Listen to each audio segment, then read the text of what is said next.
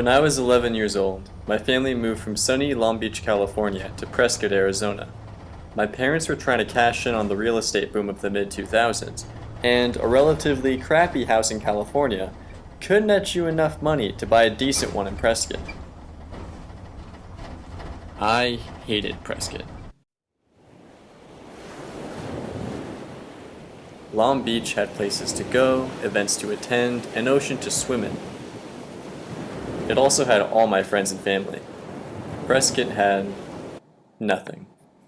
Well, that's not true. It had cows, but that's about it. I transferred in at middle school, which, objectively, is the worst time to be the new kid in town. I was the weird, arty kid from the city among a bunch of kids who wore camo every day to school. I ate lunch in the bathroom a lot. Eventually, I made some friends, and eventually, I started to enjoy my time in Prescott. Admittedly, Prescott doesn't have much in terms of traditional teen fun. Most kids in Prescott had fun through less than legal means, but for some reason, my friends and I never really even attempted that. Instead, we commonly went on what we called adventures. Adventures usually consisted of running around town, going on hikes, or exploring abandoned buildings. Commonly, our adventures were centered around the Courthouse Plaza in downtown Prescott.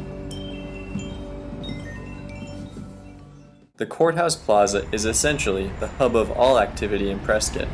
It's surrounded on all sides by restaurants, hotels, boutiques, and the infamous run of bars called Whiskey Row. While it is relatively the busiest part of the Prescott area, by most standards, it's still pretty sleepy. So, what do you guys want to do? I don't know, we could stand here for a little longer and see if something happens?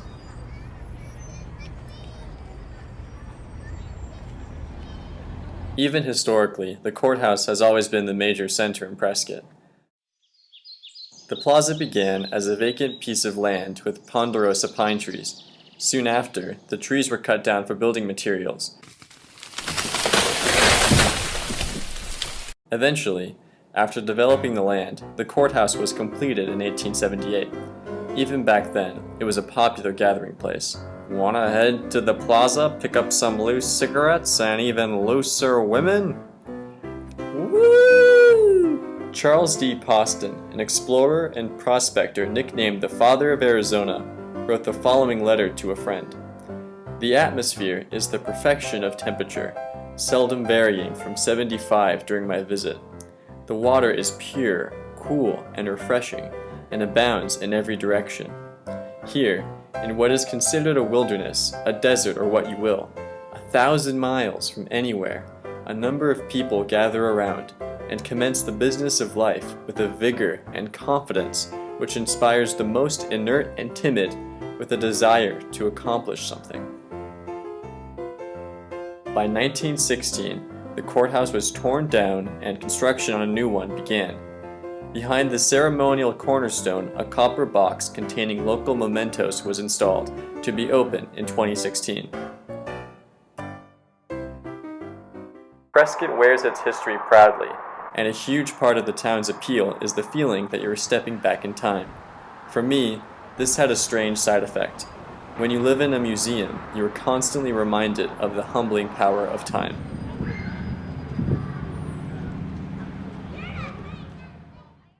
It wasn't until I left Prescott that I began to realize the effect this had on me. I moved away to go to college. It was definitely a weird time, as this place I had set in mind as being boring or lame, I began to actually appreciate.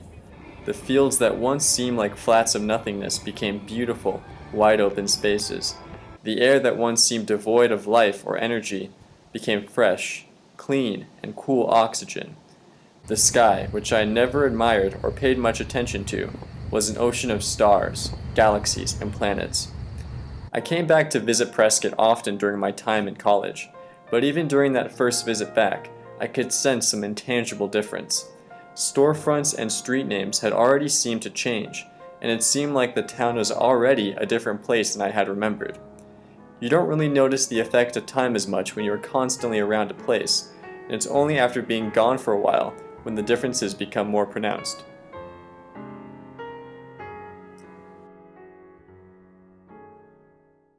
As I spent more time away, Prescott seemed to change more and more, and this allowed me to develop an objectivity that I never had before. I began to see Prescott for its individual components rather than as a singular entity. I noticed how old so many of the buildings truly were, how they're older than anyone that lives in the town. The people that designed and constructed these buildings are, in all likelihood, dead. I couldn't help but think about these people, long gone except for these buildings.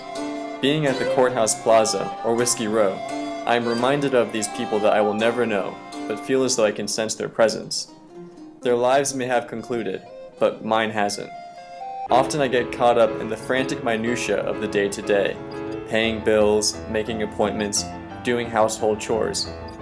I often forget that I am going to die. I am going to die.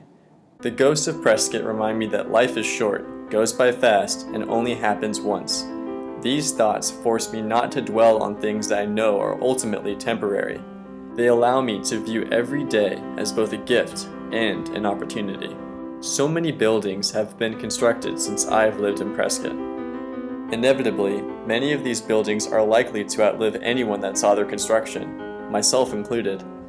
I will become one of Prescott's ghosts, like the specters waiting in the time capsule sealed into the foundation of the courthouse almost 100 years ago. My whole life, from my childhood in California to my development in Prescott and everything after that, will be gone. Yet before then, I have life, and I have Prescott.